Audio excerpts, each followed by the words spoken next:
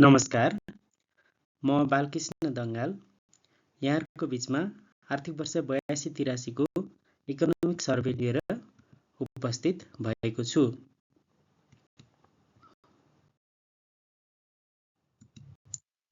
मैले आज यस आर्थिक सर्वेक्षणबाट GDP, per capita, remittance, trade, industry, tourism, transport र कम्युनिकेसनको कन्सेप्ट र कम्पेरेटिभ एनालाइसिस विगत र वर्तमानको डेटाहरूलाई राखेर मैले यसको कन्सेप्ट क्लियर गराउने र अहिलेको हाम्रो अवस्थिति कहाँनिर छ त डेटामा भनेर यहाँहरूको बिचमा प्रस्तुत गर्ने जमर्को गरेको छु।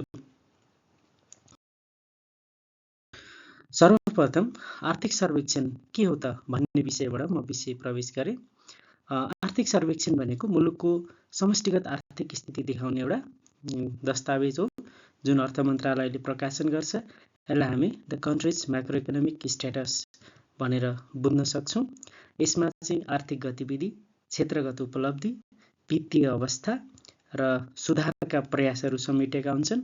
र यो चाहिँ आर्थिक सर्वेक्षण किन बनाइन्छ भने हाम्रो आर्थिक कार्यविधि तथा वित्तीय उत्तरदायित्व ऐन 2076ले चाहिँ हरेक आर्थिक वर्षको जेठ 15 मा बजेट पेश गर्नु पूर्व नै अर्थमन्त्रीले सङ्घीय संसदमा आर्थिक सर्वेक्षण पेश गर्नुपर्नेछ भनेर चाहिँ व्यवस्था गरिएको छ। सोही बमोजिम अर्थमन्त्रीले अर्थ मन्त्रालयले तयार गरेर सङ्घीय संसदमा बजेट पेश हुनुभन्दा केही दिन अगाडि आर्थिक सर्वेक्षण इकोनोमिक सर्वे पेश हुन्छ र अर्थ मन्त्रालयले प्रकाशन गर्छ। र यही आर्थिक सर्वेक्षणमा भएका विषयहरूलाई मूलभूत रूपमा आर्थिक वर्ष 81-82 सम्मका वास्तविक तथ्याङ्क र चालु आर्थिक वर्ष 82-83 को फागुन मसान्तसम्मका प्रारम्भिक तथ्याङ्क आधारमा अनुमानित विवरण रहेका छन्। यी कुराहरूलाई हजुरहरूको बीचमा चाहिँ प्रस्तुत गर्न गइरहेको छु।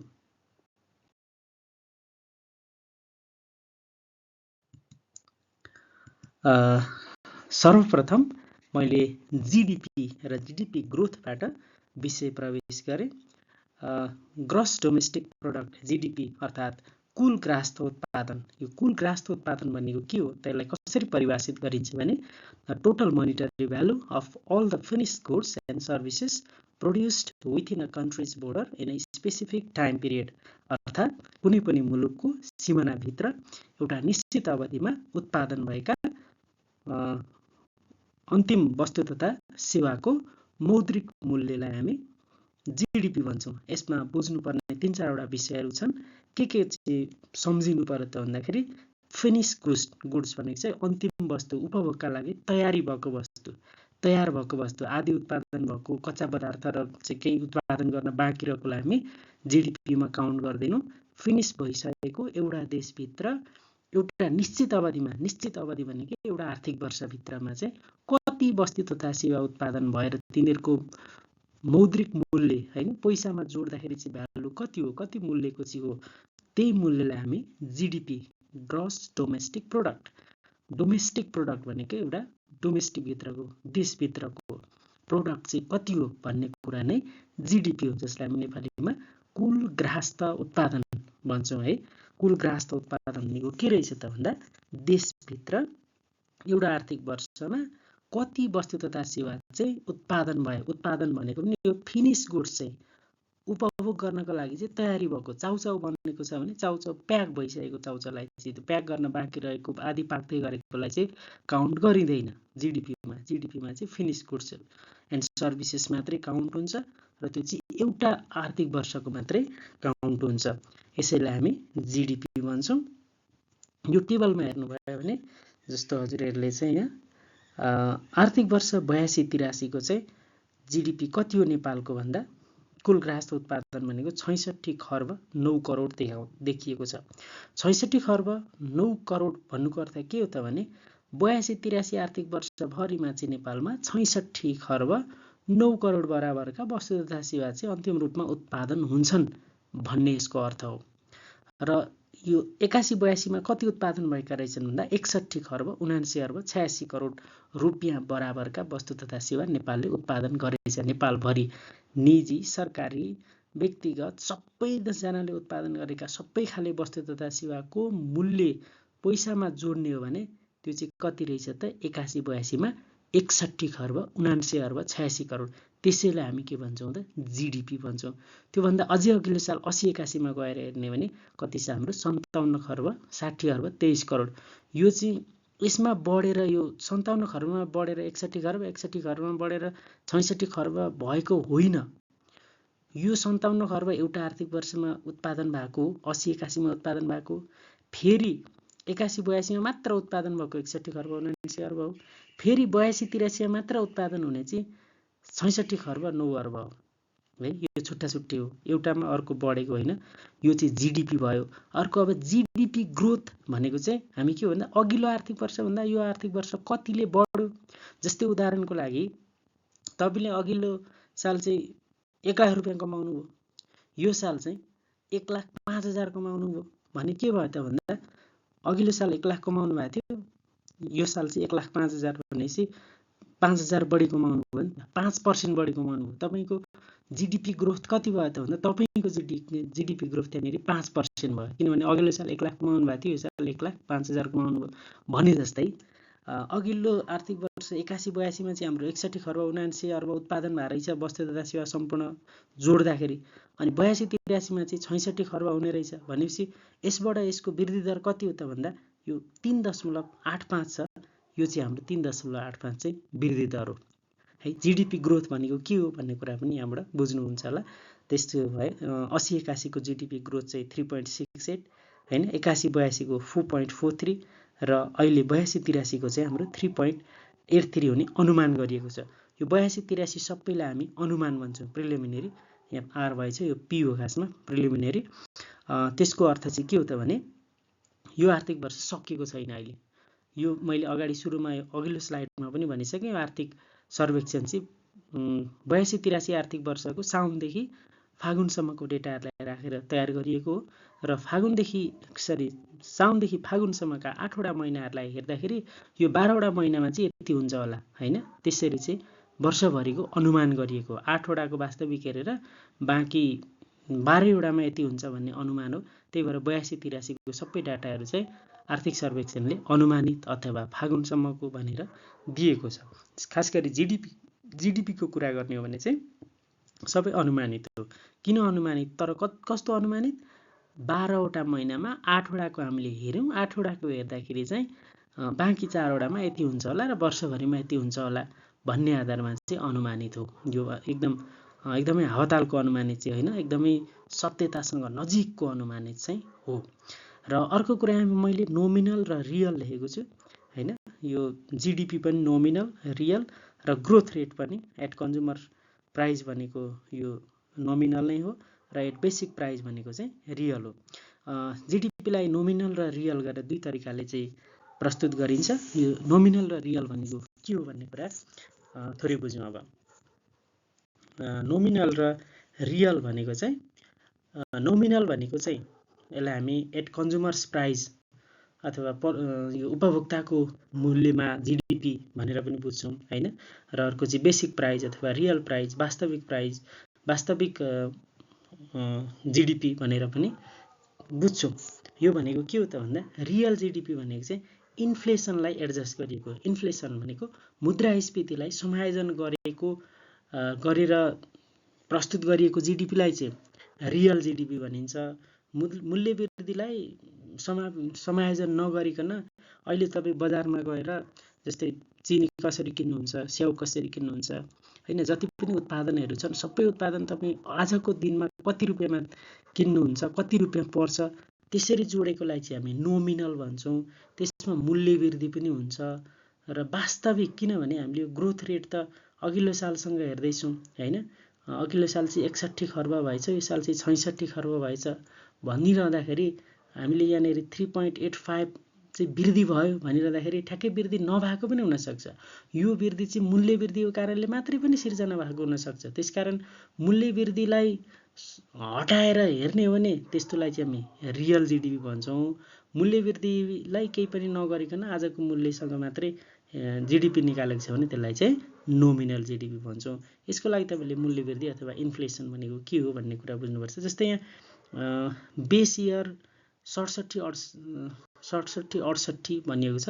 यो 67-68 लाई आधार मानेर 67-68 देखि आजसम्म चाहिँ जति पनि जीडीपी निकालिएको छ हाम्रो यो जीडीपी नेपालमा जीडीपी काउन्ट गर्दाखेरि पछिल्लो समय चाहिँ बेस इयर चाहिँ 2067-68 लाई यहाँ 67-68 हो। यो 67-68 लाई बेस मानिएको छ र त्यसै पछाडि जति पनि यो इन्फ्लेसन अथवा मूल्य वृद्धि भएको छ मूल्य वृद्धिलाई हटाएर चाहिँ हामी रियल जीडीपी निकाल्छौँ। त्यस्तो रियल जीडीपी चाहिँ यो 66 खर्ब होइन 57 अर्ब मात्रै छ है। 57 अर्बदेखि माथिको जुन 66 अर्बको डिफरेन्स छ यो डिफरेन्स भनेको चाहिँ मूल्य वृद्धि हो, जीडीपी ग्रोथ होइन। यसरी मैले रियल र नोमिनल जीडीपीको बारेमा पनि केही हजुरहरूलाई जानकारी गराएँ, बुझ्नुभयो भन्ने लाग्छ। त्यस्तै GDP growth in last 15 years 15 वर्षमा चाहिँ हाम्रो जीडीपी ग्रोथ कस्तो छ भनेर एउटा चार्टमा हेर्यौँ भने 2000 सनमा हो। यो तलको होरिजेन्टल लाइन हेर्नुभयो भने यो चाहिँ सनमा छ। सन् 2011-12 देखि सन् 2025-26 सम्म यसमा चाहिँ हाम्रो जीडीपी लगभग यो 4 यो लाइन भनेको 4 को लाइन हो 4%। यही लाइनको तलमाथि गइरहेछ। औसतमा यही 4% को हाराहारीमा छ भनेपछि यो चाहिँ हाम्रो लागि त्यति धेरै राम्रो होइन।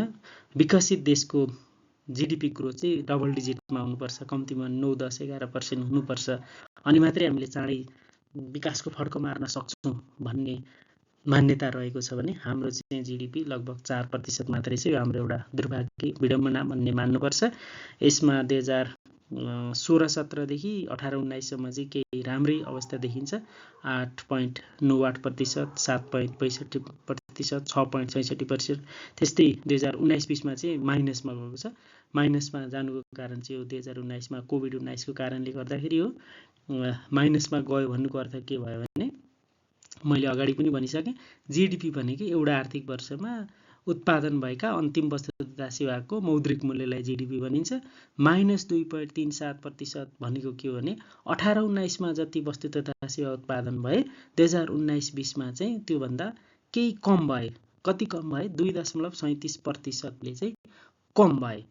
यसरी बुझ्नु पर्यो। माइनस भनेको, प्लस भनेको चाहिँ अघिल्लो आर्थिक वर्षभन्दा केही बढी नै उत्पादन भएछन् वस्तु तथा सेवा देशभरिमा भन्ने कुरा चाहिँ यो डेटाले देखाउँछ। त्यस्तै इन्फ्लेसन मुद्रास्फीति भनेको के हो त भन्दा यसलाई कसरी परिभाषित गरिन्छ भन्दा increase in price over time which means your money loses purchasing power भनेको वस्तुको मूल्य बढेको र तपाईको पैसाको मूल्य मुद्राको मूल्य चाहिँ घटेको, पर्चेसिङ पावर चाहिँ क्रय शक्ति चाहिँ घटेको अवस्थालाई नै हामी इन्फ्लेसन अर्थात् मुद्रास्फीति अथवा मूल्यवृद्धि यो जे भने पनि एउटै कुरा हो। इन्फ्लेसन भने पनि मुद्रास्फीति भने पनि मूल्यवृद्धि भने पनि एउटै कुरा हो। त्यसलाई हामी चाहिँ मुद्रास्फीति भन्छौँ। तर यो चाहिँ अहिले हाम्रो आर्थिक सर्वेक्षण इकोनोमिक सर्वेले देखाए अनुसार 81-82 मा चाहिँ 4.06% मूल्यवृद्धि थियो भने 82-83 मा चाहिँ यस्तो मूल्यवृद्धि 2.13% छ। र मैले यो भनेको के हो त भन्ने अलिकति उदाहरण सहित हजुरलाई देखाएको छु। एक्जाम्पलमा चाहिँ प्राइस अफ 1 केजी अरेन्ज छ। 1 केजी सुन्तलाको मूल्य चाहिँ बेस इयर है, यो बेस इयर मान्नुपर्ने हुन्छ। कहिलेलाई आधार मान्ने त भन्दा 80-81 लाई आधार मानेर हेर्ने हो भने यो राखेको एक्चुअल डेटा पनि इकोनोमिक सर्भिसले राखेको डेटा पनि 80-81 नै हो बेस इयर। 80-81 बेस इयरमा राखेर तपाईले 100 रुपैयाँमा चाहिँ 1 केजी सुन्तलालाई 100 रुपैयाँ पर्थ्यो 80-81 मा भने र तपाईको मूल्यवृद्धि चाहिँ 2081-82 मा 4.06% भयो भन्नुको यो 100 मा 4.06 थपिएर तपाईको 1 केजी सुन्तलालाई अहिले चाहिँ 104.06 चाहिँ पर्छ, यति रुपैयाँ चाहिँ पर्छ भन्ने यसको अर्थ हो। त्यस्तै 82-83 मा मूल्यवृद्धि 2.13% भयो भन्नुको अर्थ के हो त भन्दा यदि हामीले बेस इयर चाहिँ 80-81 नै राखेको छौँ भने 2.13% ले मूल्यवृद्धि भयो 82-83 मा भनेको 81-82 मा जति मूल्य थियो त्यसमा चाहिँ 2.13 थप्यो। यो 104 को 2.13% जोड्नु भयो भने अब त्यो सुन्तलाको मूल्य 82-83 मा आउँदा कति हुने रहेछ? 106.27 हुँदो रहेछ। भनेपछि 80-81 मा 100 रुपैयाँमा आउने 1 केजी सुन्तला अहिले त्यही 1 केजी सुन्तलालाई 106.27% पर्छ। यति रुपैयाँ चाहिँ पर्छ। भनेपछि यसैलाई हामी के भन्छौँ मूल्य वृद्धि भन्छौँ। यो तीनटै आर्थिक वर्षमा तपाईँको पैसा मात्रै चेन्ज भएको छ, सुन्तला चाहिँ तीनटैमा 1 केजी नै आउने हो यतिले। भनेपछि के भयो त भन्दा 80-81 मा भन्दा तपाईँको पैसाको मूल्य घट्यो। त्यही भएर पैसाको मूल्य घट्नु अथवा वस्तुको मूल्य बढ्नु भनेको एउटै हो। यसैलाई हामी के भन्छौँ इन्फ्लेसन, मुद्रास्फीति अथवा मूल्य वृद्धि भन्छौँ। यहाँनिर तपाईँको जस्तै मैले अघि जीडीपी ग्रोथमा रियल र नोमिनलको कुरा गरेको थिएँ। यसमा के हुन्छ भने तपाईँको चाहिँ 1 केजी सुन्तलालाई कति परेको छ 100 रुपियाँ 80-81 मा। अनि यदि सुन्तला मात्रै उत्पादन भएको छ देशभरिमा, अरू केही पनि उत्पादन भएको छैन भने र तपाईँको आर्थिक वृद्धि चाहिँ 4.06% भयो भनौँ भने चाहिँ त्यति बेला वास्तवमा केही पनि उत्पादन बढेको रहन्छ। अघिल्लो साल पनि त्यति नै रहेछ, यो साल पनि त्यति नै रहेछ भन्ने बुझिन्छ हैन। यसरी चाहिँ इन्फ्लेसनले पनि मूल्य वृद्धिलाई जीडीपी ग्रोथलाई इङ्कित गरिरहेको हुन्छ। त्यसलाई हटाउनको लागि चाहिँ हामी रियल जीडीपी ग्रोथ रेट हेर्छौँ। त्यो रियल जीडीपी ग्रोथ रेट हेर्नको लागि चाहिँ हामी इन्फ्लेसन चाहिँ घटाउँछौँ। इन्फ्लेसन घटाइसकेपछि आएको जीडीपीलाई चाहिँ हामी रियल जीडीपी भन्छौँ भने इन्फ्लेसनसँग हिसाब किताब नगरिकनको जीडीपीलाई चाहिँ नोमिनल जीडीपी भन्छौँ। यहाँबाट पनि अहिलेको विषय बुझ्नुभयो भन्ने लाग्छ। त्यस्तै गरी नेपालको जीडीपी विश्वसँग र छिमेकी देशहरूसँग कस्तो छ जीडीपी ग्रोथ भनेर यो टेबलले कम्पेरेटिभ एनालाइसिस गरेको छ। यसमा नेपालको चाहिँ 2024, 2025 र 2026 सन् 2024 देखि 26 अवधिमा हेर्यो भने 3.1%, 4.6% र 3% चाहिँ नेपालको जीडीपी ग्रोथ रेट छ। त्यस्तै ग्लोबल विश्वव्यापी हेर्यो भने चाहिँ 3.3, 3.4 र 3.1। ग्लोबल भन्दा चाहिँ नेपालको अलिकति बढी देखिन्छ पछिल्लो 2 वर्ष। पहिला त यो 24 मा त अलिकति कमै छ। त्यस्तै इन्डियाको चाहिँ 2024 मा 6.5, 2025 मा 7.6 र 2026 मा चाहिँ 6.5% जीडीपी ग्रोथ छ भने चाइनाको 5 र 4.4 छ। इन्डियाको अलिकति बढी छ, चाइनाको अलिकति कम छ। तर विकसित देशहरूको कम हुनु पनि राम्रो हो भने विकसित देश र विकास उन्मुख देश अथवा कम विकसित देशको चाहिँ एकदमै कम छ भने त्यसको चाहिँ नराम्रो अथवा त्यहाँ चाहिँ खासै केही आर्थिक वृद्धि भइरहेको छैन भन्ने देखिन्छ। किनभने चाइना यसै पनि त्यहाँ धेरै वस्तु तथा सेवाहरू उत्पादन भइरहेछन्। यो ग्रोथ रेट भनेको त अघिल्लो वर्षभन्दा कति बढीले उत्पादन गर्यो भन्ने हो। अघिल्लो वर्षै धेरै गरिरहेछ भने पछिल्लो वर्ष पनि त्यही अनुपातमा गरे पनि खासै फरक पर्दैन। त्यसकारण विकसित देशहरूको हकमा जीडीपी कतिले बढ्यो भन्नेले त्यत्रो ठुलो अर्थ राख्दैन। तर हाम्रो त वस्तु तथा सेवा उत्पादन एकदमै कम छ। हामीले त धेरैभन्दा धेरै बढाउनु छ, जसको बढाउनु छ उसको चाहिँ ग्रोथ रेट कम छ भने चाहिँ त्यो चाहिँ राम्रो देखिएन। त्यसकारण विकसित देशहरूले चाहिँ जीडीपी ग्रोथ रेट कति छ भन्ने कुरा खासै मतलब भएन। उनीहरूको चाहिँ 0 भए पनि त्यति मतलब भएन। किनभने चाइनाले अघिल्लो साल जति वस्तु तथा सेवा उत्पादन गर्यो यो साल पनि त्यति नै उत्पादन गर्यो भने उसको के भयो त ग्रोथ भएन, 0 भयो। तब पनि उसलाई खासै फरक परेन। तर हामी त विकासोन्मुख छौँ, के अरे कम विकसित छौँ, अझै धेरै विकास गर्नु छ भनेपछि हामीले चाहिँ धेरै वस्तु तथा सेवा उत्पादन गर्नुपर्ने छ। त्यसकारण हाम्रो लागि चाहिँ अथवा कम विकसित देशको लागि चाहिँ जीडीपी ग्रोथ रेट चाहिँ एकदमै हाई हुनुपर्छ। यतिसम्म भनिन्छ कि डबल डिजिटमा हुनुपर्छ। डबल डिजिट भनेको चाहिँ 2 अङ्कको हुनुपर्छ, 10 भन्दा माथि हुनुपर्छ हैन। 9 भनेको त सिंगल डिजिट भयो, 9 भन्दा माथि 10 भन्दा माथिलाई चाहिँ हामी डबल डिजिट भन्छौँ। विकसित देशहरूको कम विकसित देशहरूको चाहिँ डबल डिजिटमा कन्टिन्यू 1 वर्ष मात्रै हैन कन्टिन्यू भइरहेको 10-15 वर्ष कन्टिन्यू डबल डिजिटमा चाहिँ जीडीपी ग्रोथ रेट आयो भने त्यसपछि हामी चाँडै नै विकसित देशमा जान सक्छौँ भन्ने मान्यता रहेको छ।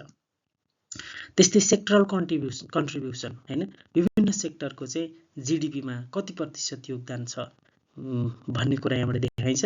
खास गरी अर्थतन्त्रमा 3वटा सेक्टरहरू, प्राइमरी सेक्टर, यहाँ प्राइमरी भएछ 3टै, यो चाहिँ प्राइमरी, सेकेन्डरी र टर्सरी हैन, प्राथमिक क्षेत्र, द्वितीय क्षेत्र र तृतीय क्षेत्र हो।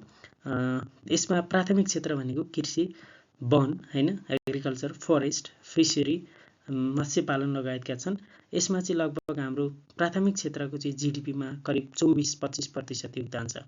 80-81 मा 24.9, 81-82 मा 24 र 82-83 मा अलिकति घटेर चाहिँ 24.46% छ।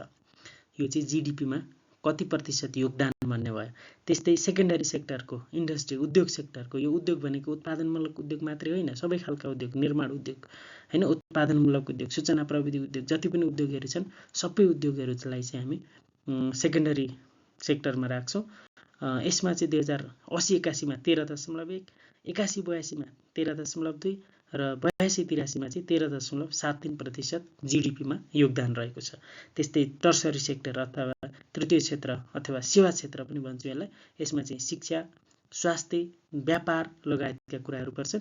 यो चाहिँ जीडीपीमा सबैभन्दा ठुलो हिस्सा 60% भन्दा माथि लगभग 61-62% को लाइनमा छ। 61.9, 61.8 र 61.81% 2082-83 मा। यो 82-83 को प्रिलिमिनरी भनेको 8वटा महिनालाई आधार मानेर वर्षभरिको अनुमान गरिएको कुरा भयो। यो चाहिँ जीडीपीमा यति प्रतिशत, 100% मा यति प्रतिशत योगदान चाहिँ जीडीपीमा यो क्षेत्रको छ, प्राथमिक, द्वितीय र तृतीय क्षेत्रको छ भन्ने भयो। र ग्रोथ रेट हैन, ग्रोथ रेट भनेको चाहिँ अघि हामीले जीडीपी ग्रोथ रेट भने जस्तै यो प्राथमिक क्षेत्र चाहिँ कति प्रतिशतले बढ्यो त, अघिल्लो वर्ष भनेको कृषि उत्पादन चाहिँ अघिल्लो वर्षभन्दा कतिले बढ्यो कि घट्यो भन्ने कुरा चाहिँ ग्रोथ रेट भयो। फेरि कृषि क्षेत्र चाहिँ अघिल्लो साल भनेको यो 81-82 मा भन्दा 82-83 मा 1.63 भनेको थोरैले मात्रै बढेछ, धेरै हाम्रो कृषि उत्पादन बढाउन सकिएन छ भन्ने भयो। त्यस्तै इन्डस्ट्रिज को चाहिँ 5.77 भनेपछि 13.3 बाट 13.73, यहाँबाट पनि अलिकति कन्ट्रिब्युसन पनि बढेको देखिन्छ। यो भनेको चाहिँ जति उत्पादन थियो 81-82 मा त्योभन्दा 82-83 मा चाहिँ 5.77%ले बढी उत्पादन भएछ। यो अलि राम्रो छ कम्पेरेटिभ तीनवटामा। र त्यस्तै सेवा क्षेत्रको हैन, तेस्रो पक्ष तृतीय पक्षको चाहिँ जीडीपीमा चाहिँ जीडीपी ग्रोथ चाहिँ 4.21% रहेको देखिन्छ। त्यस्तै अर्थतन्त्रका विभिन्न वित्त सूचकहरूको जीडीपीमा कति प्रतिशत छ भनेर तुलना गरेर हेर्ने हो भने, जस्तै हामी कन्जम्सन कति गर्छौँ, सेभिङ कति गर्छौँ हैन, हाम्रो राजस्व जीडीपीको कति प्रतिशत छ, सरकारी खर्च कति प्रतिशत छ, हाम्रो सार्वजनिक ऋण कति प्रतिशत छ हैन, आयात निर्यात कति छ भन्ने कुरा यो टेबलले देखाएको छ। यसमा हेर्ने भने जस्तै हामीले 66 खर्बको चाहिँ जीडीपी छ भनेको छौँ भने 66 खर्बमा 90.29% चाहिँ हामी कन्जम्सन गर्छौँ, उपभोग गर्छौँ भने बाँकी रहेको 9.71% चाहिँ बचत गर्दै रहेछौँ हैन। हामी जति उत्पादन गरेको छौँ उत्पादन मध्ये 90.29% खपत भएको छ, 9.71% चाहिँ बचत भएको छ भन्ने कुरा देखाउँछ यसले। त्यस्तै नेसनल सेभिङ, मैले अलि अगाडि पनि यहाँहरूलाई भन्नु पर्थ्यो, अलिकति छुटिरहेछ। जीडीपी र जीएनपी भन्ने कुरा हजुरहरूले सुनिरहनुहुन्छ। जीडीपी भनेको ग्रस डोमेस्टिक प्रोडक्ट, एउटा देशको सिमानाभित्र उत्पादन भएको वस्तुलाई हामी जीडीपी भन्छौँ। त्यस्तै जीएनपी भन्यो भने चाहिँ ग्रस नेसनल प्रोडक्ट, त्यो भनेको चाहिँ देशभित्र देश बाहिर सबै नेपालका लागि उत्पादन भएको वस्तु तथा सेवा अथवा नेपालीहरूले उत्पादन गरेको भनौँ न, नेपालको लागि नभनौँ, नेपालीहरूले उत्पादन गरेको वस्तु तथा सेवा नेपालमा गरे पनि विदेशमा गरे पनि त्यो सबै उत्पादनलाई चाहिँ हामी जीएनपी भन्छौँ। त्यस्तो जीएनपीसँग चाहिँ कम्पेरिजन गरेर हेर्ने हो भने हाम्रो सेभिङ चाहिँ 44.77% रहेछ हैन। 100% मा हामी 44.77 चाहिँ सेभिङ गर्दै रहेछौँ र बाँकी लगभग 65% जति चाहिँ हामी उपभोग गर्दै रहेछौँ, कन्जम्सन गर्दै रहेछौँ भन्ने देखाउँछ। त्यस्तै हाम्रो राजस्व रेभिन्यू चाहिँ जीडीपीको 19.03% रहेछ भन्ने देखिन्छ। गभर्मेन्ट एक्सपेन्डिचर हाम्रो सङ्घ प्रदेश स्थानीय तथा सबैको चाहिँ गभर्मेन्ट एक्सपेन्डिचर चाहिँ टोटल जीडीपीको 24.41% रहेछ भन्ने देखाउँछ। र आउटस्ट्यान्डिङ पब्लिक डेट, अहिलेसम्मको तिर्न बाँकी ऋण चाहिँ हाम्रो जीडीपीको 43.13% छ। अहिले लगभग 29 खर्ब समथिङ पुगिसकेको छ पब्लिक डेट। त्यो चाहिँ टोटल जीडीपीको 43.13% हुन आउँछ। र इम्पोर्ट एक्सपोर्ट हैन, हाम्रो आयात निर्यात व्यापारतिर, वैदेशिक व्यापारतिर हेऱ्यो भने जीडीपीको 31.57% हामीले आयात गर्छौँ, विदेशबाट वस्तु तथा सेवा खरिद गर्छौँ भने हामी बेच्न चाहिँ जीडीपीको 4.91% मात्रै नेपालबाट बाहिर वस्तु तथा सेवा पठाइरहेछौँ, एक्सपोर्ट गरिरहेछौँ भन्ने यो डाटाले देखाउँछ। त्यस्तै पर क्यापिटा इन्कम भनेको चाहिँ यहाँ तीनवटा टर्ममा देखाइएको छ। पहिलो जीडीपी, दोस्रो जीएनपी र अर्को डिस्पोजेबल इन्कम। जीडीपीमा पर क्यापिटा कति भन्दा जीडीपीमा चाहिँ पर क्यापिटा 2082-83 मा $1513 है। पर क्यापिटा भनेको के हो भन्दा इन टर्म अफ जीडीपीमा भन्ने हो भने अघि हामीले भन्यौँ जीडीपी 82-83 मा 66 खर्ब हैन। त्यो 66 खर्बलाई नेपालका सबै जनसङ्ख्याले भाग गर्ने 2,91,00,000ले भाग गर्ने हो भने चाहिँ कति आउँदो रहेछ? यहाँ चाहिँ डलरमा छ 1513, नेपाली रुपियाँमा निकाल्यो भने हैन 98,000 समथिङ आउँछ। यो चाहिँ डलरमा कति आयो? 1513 एकजनाको भागमा। देशभरिमा चाहिँ 66 खर्ब उत्पादन हुँदो रहेछ। एकजनाले चाहिँ कति उत्पादन गर्यो? एकजनाको भाग लगाए जनसङ्ख्याले भाग गर्यो भने चाहिँ कति आउँदो रहेछ त? एकजनाको भागमा 1513। यो चाहिँ जीडीपी है। त्यस्तै जीएनपी देशभित्र देश बाहिर दुईटैतिरको उत्पादन गरेको कुरालाई हेर्ने र एकजनाको भागमा कति पर्छ भन्यो भने चाहिँ 1535। यो चाहिँ अघिल्लो साल पनि 1535, यो साल यो 82-83 पनि 1535 हुने अनुमान गरिएको छ। त्यस्तै डिस्पोजेबल इन्कम भने खर्चयोग्य आय, यो भनेको चाहिँ तपाईँले विदेशीले दिएको ग्रान्ट्स, नेपाल सरकारले दिएको ग्रान्ट्स अथवा अनुदान, अनि तपाईँले आफैले कमाएको सबै गरेर तपाईँले खर्च गर्न चाहिँ तपाईँसँग कति पैसा हुन्छ त? एकजना नेपालको टोटल इन्कम, अनि टोटल इन्कम भनेको लोन सोन सबै थोक गरेर है, अनि तपाईँले कति चाहिँ एकजनाले कति खर्च गर्न सक्नुहुन्छ त? तपाईँको गोजीमा खर्च गर्न चाहिँ कति आउँछ भन्ने कुरालाई चाहिँ हामी डिस्पोजेबल इन्कम भन्छौँ। त्यो चाहिँ अहिले 2044 पुग्ने अनुमान गरेको छ डलरमा। त्यस्तै 2081-82 मा चाहिँ यो 1994 थियो। यो पनि कुरा बुझ्नुभयो भन्ने लाग्छ। र केही नबुझ्नु भएको छ भने यहाँहरूले कृपया कमेन्ट गर्नुहोला, म कमेन्टमा पनि यसको रिप्लाई हजुरहरूलाई गरिदिन्छु। त्यसै गरी पब्लिक एन्टरप्राइजेस सार्वजनिक संस्थानहरू नेपालमा हाल 45 वटा सार्वजनिक संस्थानहरू छन्। आर्थिक वर्ष 81-82 र 80-81 दुईटैमा हेऱ्यो भने 45 वटा नै छन् सार्वजनिक संस्थान। सार्वजनिक संस्थान भनेको नेपाल सरकारको समेत सरकारी स्वामित्व भएका संस्थानहरूलाई हामी हैन, इन्टरप्राइजेसहरूलाई, व्यवसायलाई हामी पब्लिक एन्टरप्राइजेस भन्छौँ। जस्तो उदाहरणको लागि चाहिँ नेपाल आयल निगम, नेपाल टेलिकम, वाणिज्य ब्याङ्क, कृषि विकास ब्याङ्क लगायतका जति पनि संस्थानहरू छन्, सरकारी संस्थानहरू जसले व्यापार व्यवसाय गर्ने, वस्तु तथा सेवा उत्पादन गरेर नागरिकहरूलाई चाहिँ पुर्याउने, विद्युत प्राधिकरण हैन, यी सबैलाई हामी सार्वजनिक संस्थान भन्छौँ। यो चाहिँ 45 वटा छन् नेपालमा अहिले। तीमध्ये 81-82 मा 27 वटा नाफामा छन्, 16 वटा घाटामा छन् र 2टा चाहिँ चलेको छैन, नन अपरेटिङ हैन। Operating in profitable 27, operating in loss 16 and non operating 2 र टोटल पब्लिक एन्टरप्राइजेस चाहिँ 45 वटा रहेका छन्।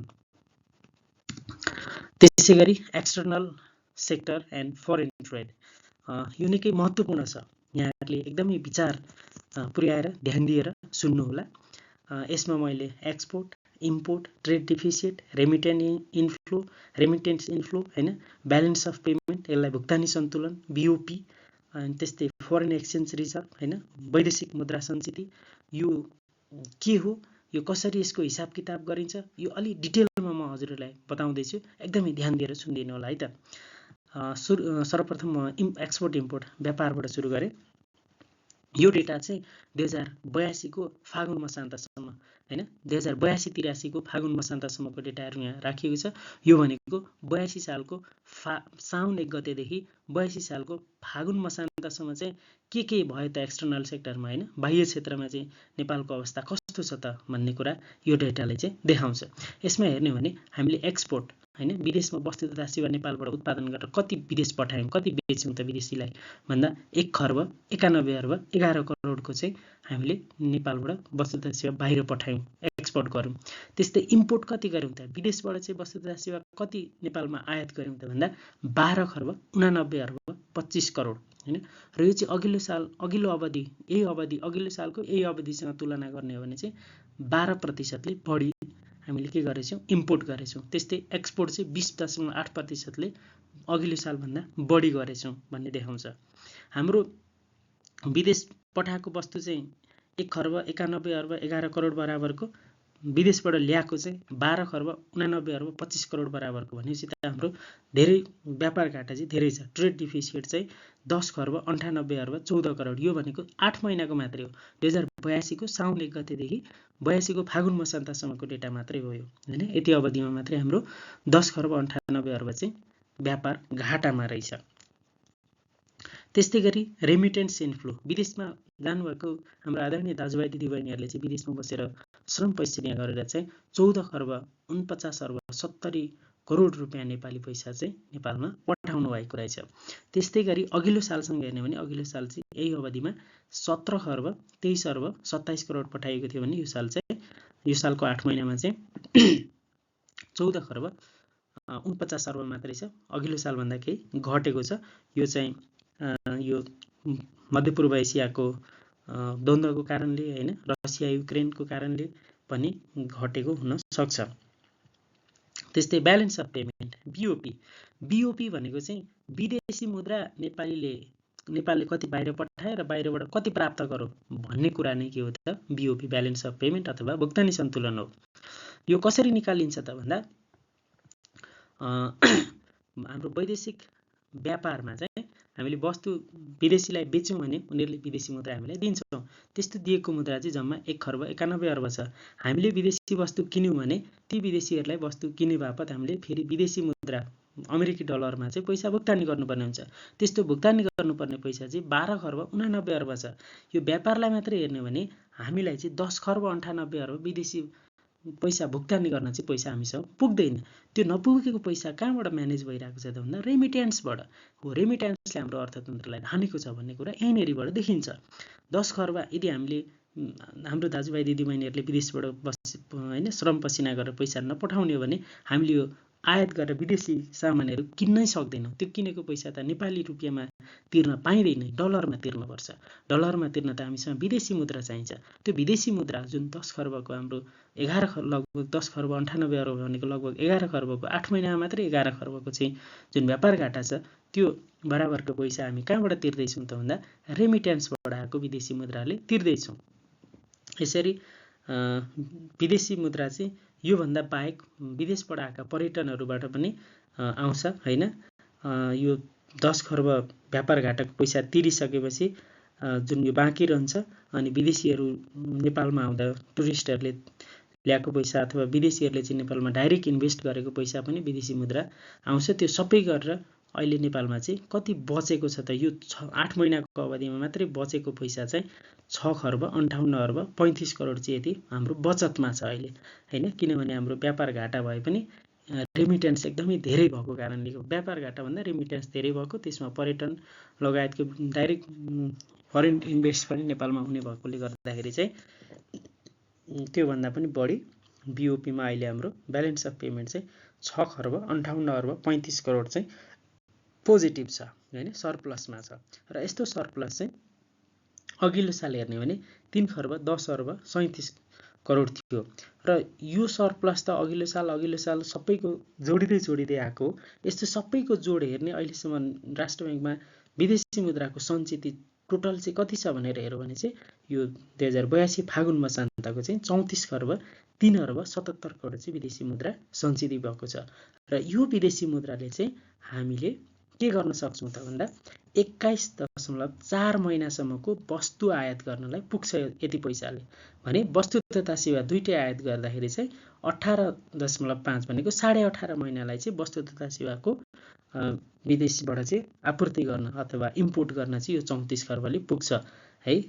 यति भनिसकेपछि हजुरले export import trade deficit remittance inflow, हैन, ब्यालेन्स अफ पेमेन्ट बीओपी अथवा भुक्तानी सन्तुलन र फरेन एक्सचेन्ज अथवा वैदेशिक मुद्रा सञ्चिति के हो, हैन, अनि यो कति महिनालाई पुग्छ भन्ने कुरा कसरी भनिन्छ भन्ने सम्मका कुरा यहाँबाट हजुरहरूले बुझ्नुभयो भन्ने मलाई लाग्छ। त्यसैगरी फरेन ट्रेड, हैन, वैदेशिक व्यापार अघिल्लो स्लाइडमा थोरै एक्सपोर्ट र इम्पोर्टको मात्रै कुरा हेऱ्यो। यसमा इन्डिया चाइना र अरूको योगदान कति प्रतिशत छ भन्ने कुरा पनि देखाइन्छ। हाम्रो टोटल ट्रेड चाहिँ हामी इम्पोर्ट चाहिँ 1 खर्ब 91 अर्ब गऱ्यौँ एक्सपोर्ट चाहिँ 1 खर्ब 91 अर्ब गऱ्यौँ, इम्पोर्ट चाहिँ हामीले 12 खर्ब 89 अर्ब गऱ्यौँ भने टोटल हाम्रो व्यापार टोटल ट्रेड चाहिँ 14 खर्ब 80 अर्बको भएछ। 14 खर्ब 80 अर्ब व्यापार हुँदै गर्दा 59.5% इन्डियासँग मात्रै भएको छ। त्यस्तै 18% चाइनासँग मात्रै भएको छ र 22.5% मात्रै इन्डिया र चाइनाभन्दा अरू देशसँग हाम्रो व्यापार छ। र यसमा हाम्रो व्यापार घाटाको कुरा, ट्रेड डिफिसिटको कुरा हेर्ने हो भने हामीले 8 खर्ब 80 अर्ब इन्डियासँग व्यापार गर्दै गर्दा 5 खर्ब 67 अर्ब हामी घाटामा छौँ हैन। चाइनासँग 2 खर्ब 66 अर्बको टोटल व्यापार गर्दै गर्दा 2 खर्ब 64 अर्ब चाहिँ हामी घाटामा छौँ। यसरी 10 खर्ब 98 अर्ब हामी अहिले ट्रेड डिफिसिटमा छौँ भन्ने कुरा यो डेटाले देखाउँछ। यो चाहिँ 2082-83 को फागुनसम्मको हो। त्यस्तै फरेन इम्प्लोइमेन्टमा लेबर पर्मिट लिने हैन श्रम स्वीकृति लिने फागुन 2082 को फागुन मसान्तसम्मको डेटा हेर्ने हो भने 69,23,443 जना नेपाली दाजुभाइ दिदीबहिनीले चाहिँ श्रम स्वीकृति लिनुभएको छ। यसमध्ये 64,30,000 चाहिँ मेल हुनुहुन्छ, पुरुष हुनुहुन्छ भने 4,92,000 चाहिँ फिमेल हुनुहुन्छ। यसै गरी यो आर्थिक वर्ष यो चाहिँ सुरुदेखि अहिलेसम्मको टोटल डाटा हो 69,30,443 चाहिँ भने यो आर्थिक वर्षको पहिलो 8 महिनामा मात्रै चाहिँ कति विदेश गएछन् त, विदेश जानको लागि श्रम स्वीकृति लिएछन् त भन्दा 2,73,530 जनाले। यसमध्ये मेल पुरुष चाहिँ 2,35,418 जना र फिमेल चाहिँ महिला चाहिँ 38,112 जना हुनुहुन्छ। र सबैभन्दा बढी कुन देशको लागि चाहिँ श्रम स्वीकृति अर्थात् लेबर पर्मिट लिनुभएको छ भने मलेसियाका लागि 16,31,000, त्यस्तै कतारको लागि 16 लाख, साउदी अरबको लागि 14,33,000, युएई को लागि 12,50,000, कुवेतको लागि चाहिँ 3,10,000 र अन्य मुलुकको लागि चाहिँ 6,97,000 भन्दा बढी नेपाली नागरिकले श्रम स्वीकृति लिएको यो डाटाबाट चाहिँ देखिन्छ। त्यसै गरी फाइनान्सियल एक्सेस अप टु 2082 फागुन हैन 2082 को फागुनसम्ममा चाहिँ हाम्रो बैंक तथा वित्तीय संस्थामा नेपाली नागरिकको पहुँच कति पुग्यो भन्ने कुरा यो विभिन्न डेटाहरूले देखाएको छ। यसमा हेर्दाखेरि हाम्रो वाणिज्य बैंक कमर्सियल बैंक चाहिँ 20 वटा हैन, विकास बैंक डेभलपमेन्ट बैंक 17 वटा, फाइनान्स कम्पनीहरू 17 वटा, माइक्रो फाइनान्स कम्पनीहरू 51 वटा हैन, इन्फ्रास्ट्रक्चर डेभलपमेन्ट बैंक पूर्वाधार विकास बैंक चाहिँ एउटा र इन्स्योरेन्स कम्पनीहरू चाहिँ 37 वटा रहेका छन्। त्यस्तै टोटल बैंकको शाखाहरू चाहिँ 6,383 वटा। यसमा माइक्रो फाइनान्स बाहेक जुन यो फाइनान्स डेभलपमेन्ट र कमर्सियल तीनवटाको चाहिँ जम्मा शाखा चाहिँ 6,383 वटा छन्। त्यस्तै टोटल डिपोजिट एकाउन्ट हैन अहिलेसम्म नेपालीहरूले कति खाता खोलेछन् भन्दाखेरि 6,20,60,222 वटा खाताहरू खुलेका देखिन्छन्। यो नेपालीको जनसङ्ख्याभन्दा लगभग दोब्बर देखिन्छ। यो चाहिँ एउटै व्यक्तिको एकभन्दा बढी बैंकमा खाता हुने भएकोले यस्तो देखिएको हो। त्यस्तै लोन अकाउन्ट चाहिँ 20,40,148 वटा लोनका अकाउन्ट खुलेका रहेछन् भने मोबाइल ब्याङ्किङका सर्भिस चाहिँ 2,94,63,539 वटा 39 जनाले चाहिँ मोबाइल ब्याङ्किङ चलाएको भनेर देखिएको छ। यो पनि जनसङ्ख्याभन्दा केही बढी देखिन्छ। यो पनि एउटै व्यक्तिले एकभन्दा बढी बैंकको मोबाइल ब्याङ्किङ चलायो भने यो खालको डेटा चाहिँ देखिन सक्छ। त्यसै गरी सहकारी कोअपरेसनतर्फको डेटा हेर्ने भने 82 फागुनसम्ममा 32,325 वटा चाहिँ हामीले सहकारी दर्ता गरेका छौँ, सञ्चालनमा छन्। त्यसमा 1,60,60,963 जना चाहिँ मेम्बर हुनुहुन्छ। यी सहकारीले 82,216 जनालाई प्रत्यक्ष रूपमा रोजगारी दिएका छन्, डाइरेक्ट इम्प्लोइमेन्ट। त्यस्तै सेयर क्यापिटल चाहिँ 1,43,29 करोडको बराबरको चाहिँ सेयर क्यापिटल यी सहकारीमा छ भन्ने कुरा यो आर्थिक सर्वेक्षणको डेटाले देखाउँछ। त्यस्तै टुरिज्म अर्थात् पर्यटनतर्फ हेर्ने हो भने नेपालमा 2025 मा 11,62,365 जना विदेशी नागरिक नेपालमा टुरिस्टको रूपमा आउनुभयो।